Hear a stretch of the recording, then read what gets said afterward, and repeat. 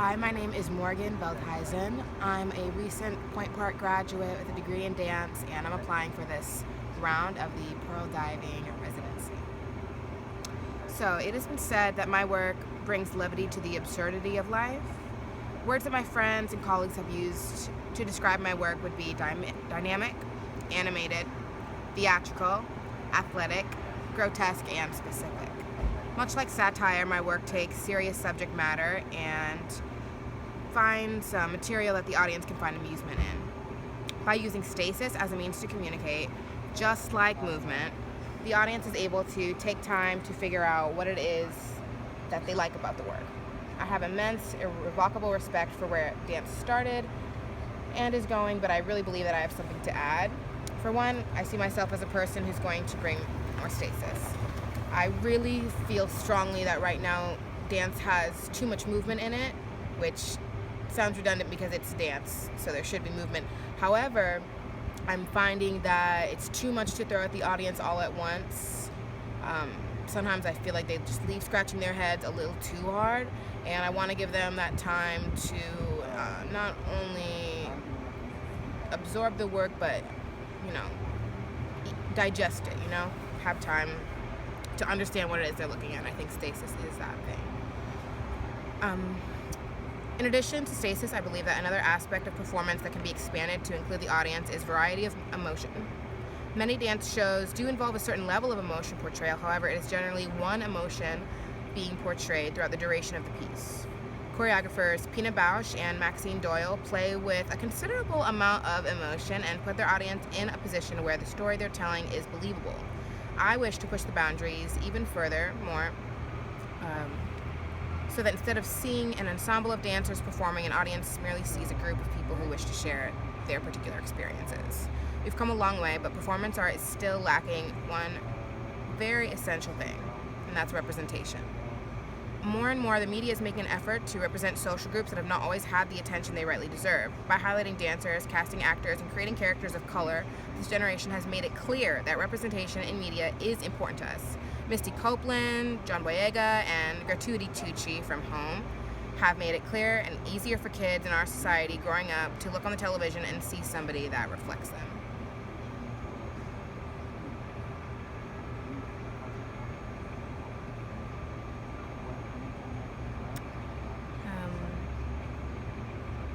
Sorry, give me one moment, just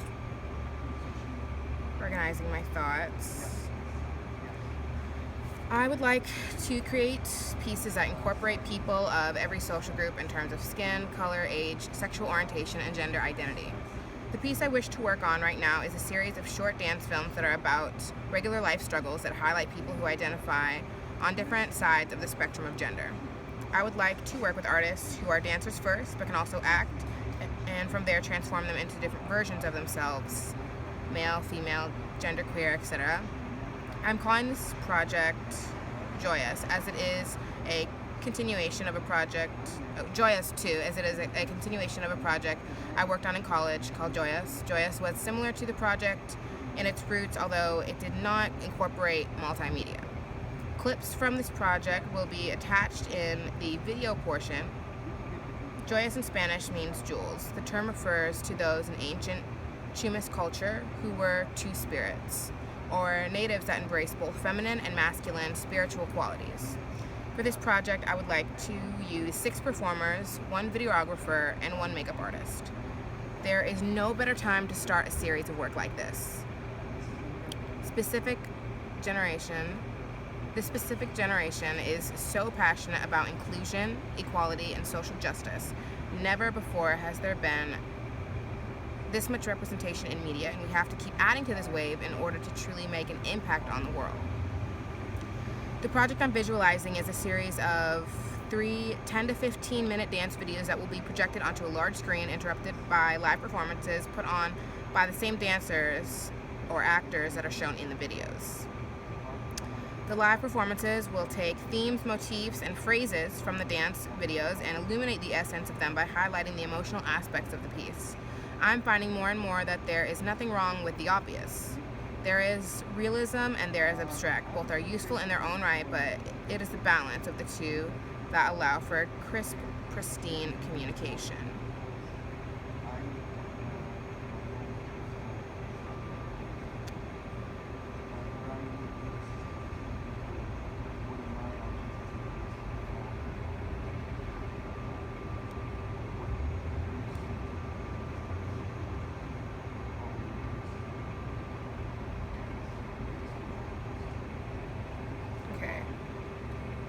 For instance, in the original Joyous piece, there were two men depicting the power struggle in a relationship with two men who identify as cisgendered men. The piece ends with the men playing a familiar children's game where each person is trying to be the hand on top. As one person puts their hand down, the other quickly removes the hand from the bottom, only to quickly repeat the pattern. It is a clear image that tells a story quickly. It did not involve complicated choreography or tricks or turns, but it did get the message across efficiently. And Joyous 2 would create a dance video with different angles, incorporating movement as well as speech, and I would combine that with the live performance of two men simply playing the hand game before performing one of the movement phrases shown in the film. My most recently produced project, Joyous, has been my most fulfilling collaboration thus far. With an 8-person cast, and some of the men represented what total masculinity looks like, while others represented femininity, and vice versa with the women. This included a great deal of personal characterization through prior dialogue and discussion, as well as aesthetic transformations for the show. 2 of the men were in a complete drag with beautiful long flowing skirts and immaculate makeup. 3 of the women were in a complete male drag with bound breasts and facial hair. It was important to me that the transformations were convincing, so I brought in a makeup artist, Madeline Goldcamp, to help my vision come to life. Goldcamp does the makeup for dance moms and is an experience in fantasy transformations such as mermaids, fairies, lizards, and more. She was absolutely incredible to work with. We met up just the 2 of us trying to find makeup on the cast, just discussing what vibe we wanted. We sat down in a few rehearsals to just get the feel. She came in and just observed. Together we met with each member of the cast, talked with them about their particular portrayal of masculinity and femininity, how they felt about their character, and what they wanted to go for. We asked them to create specific characters based off of their choices and discuss what kind of aesthetic that person would have. We used pre-existing photos of each cast member and sketched out ideas and alternatives playing with angles and their faces. By the end of the project, some of the cast members were nearly unrecognizable to anybody who knew them. Now, if I had complete unlimited resources, I would engage my audience with an immersive theatrical experience where they walk from one room to the next and experience the art more or less on their own time. The particular project I'm thinking of would be called Mess and would be made up of 4 different rooms and 1 hallway. The beginning, the environmental, the concrete, and the abstract.